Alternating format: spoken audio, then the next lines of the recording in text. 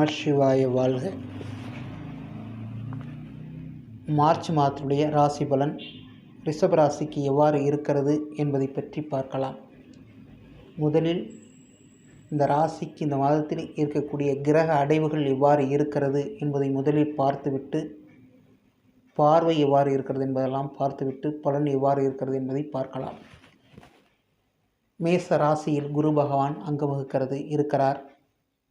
அதன் மூலம் நன்மையாக பார்க்கப்படுகிறது. இரண்டாம் வீடு என்று சொல்லக்கூடிய மிதுன வீட்டிலே செவ்வாய் பகவான் இடம்பெற்றிருக்கிறார். ராசிக்கு ஐந்தாம் வீடு என்று சொல்லக்கூடிய கன்னி வீட்டில் கேது பகவானும், ராசிக்கு 10ஆம் வீடு என்று சொல்லக்கூடிய கும்ப வீட்டிலே சனி பகவானும் சூரிய பகவானும் இடம்பெற்றிருக்கிறது.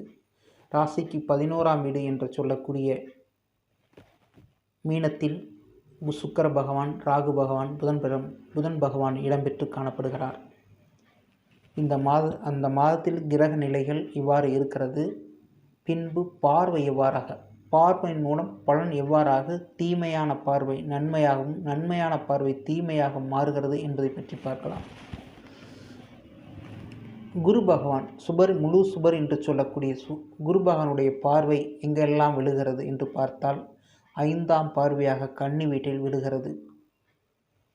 7ஆம் பார்வையாக விருச்சக வீட்டையும், 9ஆம் பார்வையாக மகர வீட்டையும் பார்க்கிறார்கள். சனி பகவானுடைய பார்வை 3ஆம் பார்வையாக மேச வீட்டையும், 7ஆம் பார்வையாக சிம்ம வீட்டையும், 10ஆம் பார்வையாக விருச்சக வீட்டையும் பார்க்கிறார்கள்.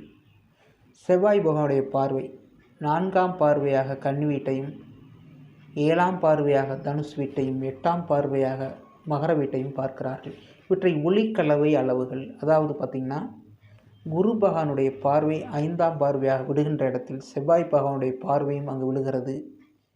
இது நன்மையும் ஏற்படுத்துகிறது என்பதை பற்றி பலனில் பார்ப்போம். அடுத்து குரு பகவான் 7ஆம் பார்வையும் சனி பகவானுடைய 10ஆம் பார்வையும் பார்க்கும் இடத்தில் விருச்சக வீடாக வருகிறது. பலன் எவ்வாறு இருக்கிறது என்பதை பற்றி பார்க்கலாம். பார்வையுடைய நோக்கம், அவற்றினுடைய தெளிவு நிலை பார்த்தாகிவிட்டது. பலன்களுக்கு போவோம். ராசியிலே குரு பகவான் அங்கம் வகுத்து இருப்பதன் மூலம் அங்கு சுபத்தன்மை வெளிப்பட்டு நன்மையாக பார்க்கப்படுகிறது. அங்கே குரு பகவானும் ராசி பகவான், ராசியினுடைய அதிபதி பரிவர்த்தனை பெறுகிறார்கள். அதாவது குரு வீட்டில் சுக்கிரனும், சுக்கிரன் வீட்டில் குருவும் இருப்பது பரிவர்த்தனை யோகத்தின் மூலம் நன்மையாக பார்க்கப்படுகிறது. ராசி அதிபதி 11ஆம் வீட்டில் செல்வது மிகவும் அற்புதமான காலமாக பார்க்கப்படுகிறது. இவற்றில் ராகு பகவான், புதன் பகவான் இணைவு என்பது இவருக்கு மிகவும் சாதகமான அமைப்பை, பொருளாதாரத்தை மீட்டெடுக்கின்ற மிக பெரும் வகையான பொருளாதாரத்தை குவிக்கக்கூடிய அமைப்பு ஏற்படுகிறது.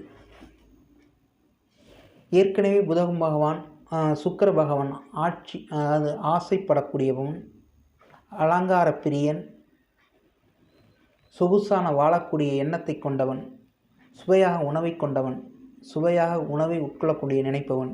இவற்றின் மூலம் நிறைவேறுகிறதா என்று பார்த்தால், இந்த மாதத்தில் அவர்களுக்கு நிறைவேற்றக்கூடிய தன்மை ஏற்படுகிறது.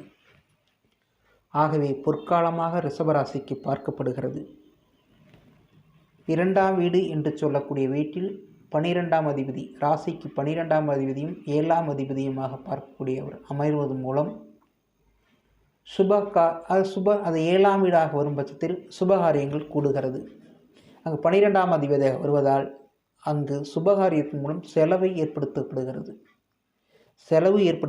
சுபகாரியத்தின் மூலமாகவே அப்படி என்று பார்க்கப்படுகிறது. வாக்குஸ்தானமாகவும் சொல்லப்படுகிறது. வாக்கு, குடும்பம் இவற்றையெல்லாம் பார்க்கும் பொழுது குடும்பத்தில் குதூகலமான அமைப்பு, கொடுத்த வாக்கு மீறக்கூடிய தன்மை ஏற்படுகிறதா என்றால் இல்லை. மிகவும் சுகமான வாழ்க்கையாக பார்க்கப்படுகிறது. 3ஆம் வீடு என்று சொல்லக்கூடிய அதாவது அயனஸ்தானம், சகோதரஸ்தானம், முயற்சி ஸ்தானம் என்றெல்லாம் சொல்லக்கூடிய ஸ்தானம் எவ்வாறாக இருக்கிறது என்று பார்த்தால், அந்த வீடு கடக வீடாக வருகிறது. அந்த வீட்டிற்கு 8ஆம் வீட்டிலே சனி பகவானும் சூரிய பகவானும் இடம்பெற்றுவதன் மூலம் சற்று சுணக்கமான நிலை ஏற்பட்டாலும் கூட பிற்பகுதியில் நன்மையான காலமாக பார்க்கப்படுகிறது. சுழற்சி நட்சத்திரங்களுடைய அமைப்பு இவற்றின் மூலம் நன்மையான காலமாக மாறிக்கொள்கிறது என்பதை எடுத்து காட்டுகிறது. 4ஆம் வீடு சுகஸ்தானம், தாயார் ஸ்தானம், முதலீடு ஸ்தானமாக பார்க்கப்படுகிறது. சனி பகவானுடைய பார்வை 7ஆம் பார்வையாக விழுகிறது. அந்த இடத்திற்கு சூரியனுடைய சொந்த வீட்டின் மூலம் 7ஆம் பார்வையாக விழுகிறது. சனி பகவானுடைய பார்வை தாமதத்தை ஏற்படுத்தினாலும் அந்த வீட்டதிபதி சூரிய பகவான் பார்ப்பது மூலம் தீமை ஏற்பட்டாலும் நன்மையாகவே மாறிக்கொள்ளக்கூடிய அமைப்பு அங்கு இருக்கிறது. அங்கே முதலீடு என்று சொல்லக்கூடிய வகையில் முதலீடு செலுத்தும் பொழுது சற்று தாமதத்தை ஏற்படுத்தும். தாயாருக்கு உடல்நலத்தை பீடை ஏற்பட்டாலும் அங்கு சூரிய பகவானுடைய பார்வை நிவர்த்திக்கான அமைப்பாக பார்க்கப்படுகிறது. சுகம் என்று வரும் பட்சத்தில் நோய்த்தன்மை ஏற்பட்டாலும் அவற்றை போக்கக்கூடிய அமைப்பு ஏற்படுகிறது என்பதை இதன் மூலம் தெரிகிறது. 5ஆம் வீடு குரு பகவானுடைய பார்வையும் செவ்வாய் பகவானுடைய பார்வையும் இரு கிரகங்களுடைய பார்வையின் மூலம் நன்மையாக காலமாக பார்க்கப்படுகிறது. குரு பகவான் 2ஆம் வீட்டிலிருந்து 5ஆம் பார்வையாக பார்ப்பது ஒரு சிலருக்கு புத்திர பாக்கியத்தை ஏற்படுத்துகிறது. திருமணம் செய்து கொண்டு நீண்ட காலமாக குழந்தை பாக்கியம் இல்லாதவர்களுக்கு அங்கு செவ்வாய் பகவான் பார்வையின் அடிப்படையிலும் சுக்கிர பகவானுடைய பார்வையின் அடிப்படையும் புத்திர பாக்கியத்தை ஏற்படுத்தி கொள்ளக்கூடிய அமைப்பு ஏற்படுகிறது. கௌரவத்திற்கு இலக்கு வராத வகையில் அருமையான ஒரு அமைப்பாக அந்த மாதம் பார்க்கப்படுகிறது. புகழ் கூடுகிறது, சமுதாயத்தில் அந்தஸ்து கூடுகிறது, ஒரு ஆண்மகன் என்ற தன்மையை அங்கு ஏற்படுத்தப்படுகிறது என்பதை பொதுவான பார்வையாக பார்க்கப்படுகிறது. 6ஆம் வீடு என்று சொன்னால் மகரம், அதாவது கடன், வம்பு, வழக்கு, எதிரியை வீழ்த்தி வெற்றி கொள்ளுதல், அதை வீழுதல் என்றெல்லாம் பார்க்கப்படும் பொழுது வெல்கிறாரா என்று பார்த்தால் வெற்றியை மேற்கொள்கிறார் என்பதுதான் வருகிறது. ஏன் எவ்வாறு என்ற கேள்விக்கு வரும் பட்சத்தில் குரு பகவான் உச்சம் பெற்றும் காணப்பட்டு புதன் பகவானை இணைவும் குரு பகவானுடைய பரிவர்த்தனையும் இவருக்கு மிகவும் சாதகமான அமைப்பாக பார்க்கப்படுகிறது. ஆகவே இந்த மாதத்தினுடைய ரிஷபராசிக்காரர்களுக்கு பொற்காலமாகவே பார்க்கப்படுகிறது. எதிரியை வீழ்த்தி வெற்றி கொள்ளக்கூடிய அமைப்பும் கேட்டிடத்தில் கடனை பெற்று தன்னுடைய காரியத்தை சாதித்து கொள்ளக்கூடிய அமைப்பும் ஏற்படுகிறது. 7ஆம் வீடு ராசிக்கு 7ஆம் வீடு என்று வரும்போது எதிர்பாலினத்தை குறிக்கிறது. ஆணாக இருந்தால் பெண்ணும், பெண்ணாக இருந்தால் ஆணும். இவர்களுக்கு இந்த மாதத்தில் திருமணமாகாத தம்பதியருக்கு திருமணத்தையும் அதற்கு நிச்சயதார்த்த தன்மையும் அல்லது பேசி முடிக்கக்கூடிய தன்மையை ஏற்படுத்தும்.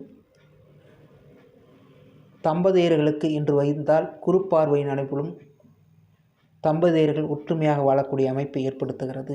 நண்பர்கள் என்று பார்க்கப்பட்டால் அவர்களுக்கு இந்த மாதத்தில்